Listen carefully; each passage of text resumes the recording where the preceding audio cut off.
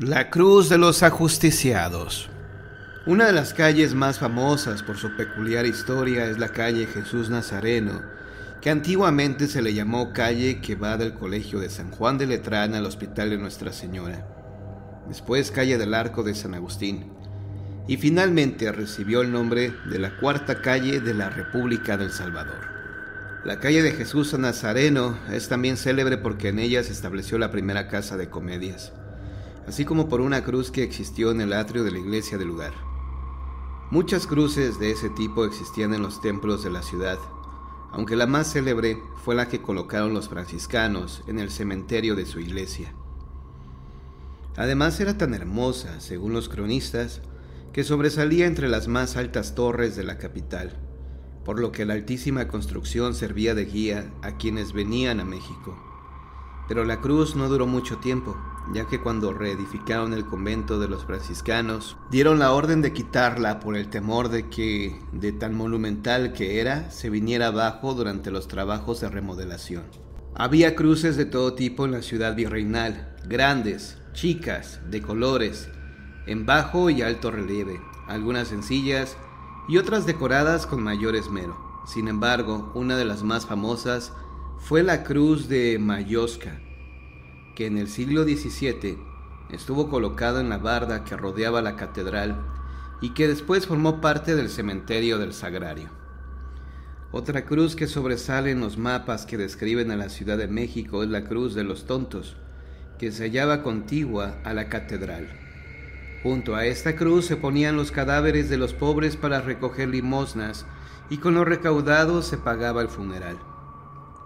Hubo otra cruz, una que fue muy famosa por un hecho triste y funesto. Ahí ocurrido, y estaba en el antiguo atrio de la iglesia de Jesús Nazareno.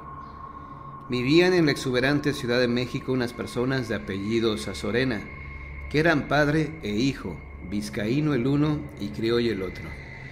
El hijo, que se había casado con una hermosa joven, un día discutió violentamente con ella.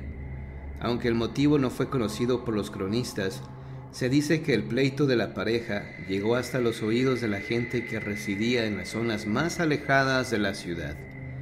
Como castigo por la osadía de la mujer, los Sazorena la mandaron a una modesta y humilde casa, a la que fue trasladada en una silla de manos. Los Sazorena habían ideado un diabólico plan para hacerle pagar su imprudencia. Durante el trayecto, los dos Sazorena aparecieron en la esquina donde se hallaba la cruz del cementerio, que formaba parte de la iglesia de Jesús Nazareno, y ambos se lanzaron contra la joven, hiriéndola de muerte.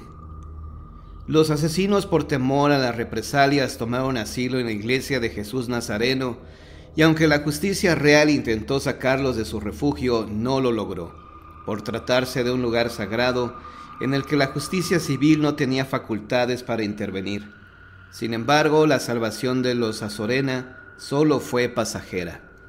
Padre e hijo habían huido de su retraimiento rumbo a la jurisdicción de Chiapa de Mota, donde se escondieron durante una temporada en una hacienda. Entonces la suerte dejó de sonreír a los Sazorena. Los asesinos fueron aprehendidos en ese lugar el 1 de febrero de 1769, y acto seguido la justicia los llevó a la Ciudad de México y los encerró en la cárcel de la corte del Real Palacio. Como el crimen había sido público y visto por mucha gente, el proceso fue muy corto, y el 12 de febrero, sobre un tablado cadalso en la Plaza Mayor, frente a la cárcel, padre e hijo recibieron un garrotazo que los mató de un modo cruel y salvaje, igual que ellos habían hecho con la pobre mujer. La gente que presenció este suceso se aterró y horrorizó ante la bestial ejecución. Dicen los cronistas de la época que era habitual que a los asesinos se les cortaran las manos para colocarlas en lugares públicos, para con ello causar temor entre los habitantes, ya que esta era la manera de que quienes tuvieran malignas y perversas ideas pudieran refrenar sus deseos.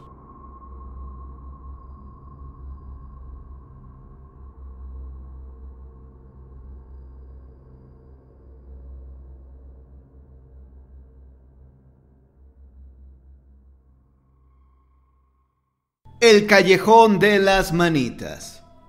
Leyenda de San Luis Potosí. Por allá, por aquellos lejanos años de 1780, llegó a esta muy noble y leal ciudad un sacerdote que, tal vez enterado de lo benigno del clima, de la bondad de la gente, del auge de sus minas y de tanto y tanto como se decía de aquí, porque esta tierra, desde su fundación allá cuando Fray Diego de la Magdalena la bautizó con el nombre de San Luis, en memoria de su buen amado rey de Francia, había gozado y goza de buena fama y señalado prestigio como una ciudad de grandes posibilidades, de cuantiosos bienes y en sus minerales y sobre todo de la piedad y cristianas maneras de su gente. En verdad, esta fama ha sido conquistada sin esfuerzo, sin prisa y sin desearlo siquiera, sino simple y sencillamente porque la gente de esta noble tierra es eso, noble, y tal vez el cura de Marras fue atraído por esas circunstancias y llegó para radicarse ahí. Al clérigo le fue fácil encontrar colocación como maestro en uno de los mejores colegios de aquel entonces, y aunque se le proporcionaba la manera de vivir en el mismo, y de hecho aceptó vivir ahí, aún así alquiló una casa en uno de los barrios más desolados de la ciudad, como era el de la Alfalfa. Un buen día dejó el colegio, donde impartía latín y entre otras materias. Salió con rumbo desconocido y regresó tiempo después solo para ser asesinado. Se dice que por sus mismos acompañantes, dos mozos que él mismo había invitado a su recorrido. Sucedió de la siguiente manera, aunque podríamos contar 3 o 4 formas de cómo ocurrieron los hechos. Al efectuar el sacerdote su recorrido por los pueblos cercanos, reunió algunos dineros que traía consigo destinados en una pequeña parte a comprarse algunas cosas que necesitaba, y la mayor parte a socorrer a los pobres más indigentes. Casi todos sus honorarios los gastaba en ellos. Luego de su arribo a la ciudad se dirigió a su casa, situada en el antiguo callejón del barrio de la Alfalfa. Una vez instalado ahí, dejó que sus ayudantes cumplieran con su obligación: desencillar los caballos, desaparejar las mulas y llevar a los animales al pesebre. Los dos mozalbetes ejecutaron sus labores con toda calma y después fueron a tomar sus alimentos. Mientras tanto, el sacerdote, que ya estaba muy cansado, prefirió ir directamente a la cama, no sin antes rezar sus oraciones. Entraba la noche. En aquella época no había luz eléctrica, sino unos cuantos faroles con mechones de brea y trementina, muy distantes unos de otros. Tampoco había clubs nocturnos, ni cines ni teatros, solamente una que otra tertulia ocasional. Algún sarao en una zona determinada, pero a ninguna de estas partes irían los jóvenes acompañantes del padre, pues eran menores de edad. Frisaban entre los 16 y 18 años. Además era gente humilde e ignorante. Así que regresaron a la casa. Gran sorpresa, espanto, terror y rabia sintieron cuando al llegar vieron al padre tendido en medio del cuarto, bañado en sangre, muerto. Salieron rápidamente, pidieron auxilio gritando como locos. La gente se reunió y alguno de los que acudieron tuvo el acierto de ir a dar parte a la autoridad, siendo la más cercana la que se encontraba en el hospital, que era militar. De este lugar salieron médicos, enfermeros y soldados, y todos se dieron cuenta que por desgracia era verdad. Lo que decían los muchachos era cierto. El padre había sido cruelmente asesinado.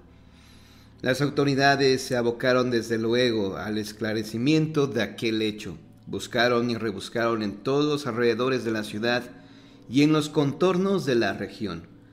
Se detuvieron algunos sospechosos, pero todos fueron liberados. Los muchachos acompañantes del padre ayudaron a la búsqueda de los asesinos, pero no hubo éxito.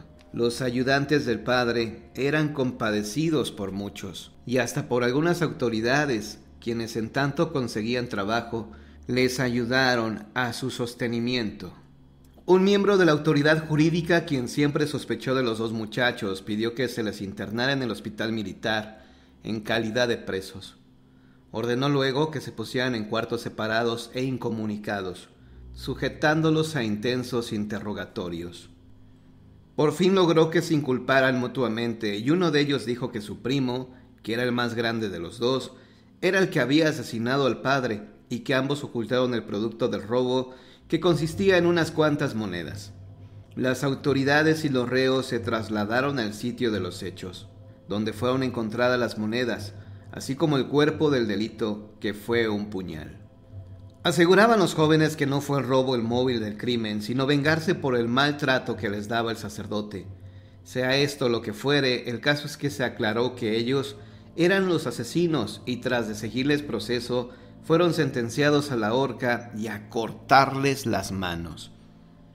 El juicio, interrumpido varias veces por los recursos a que apelaron los defensores, duró 5 años.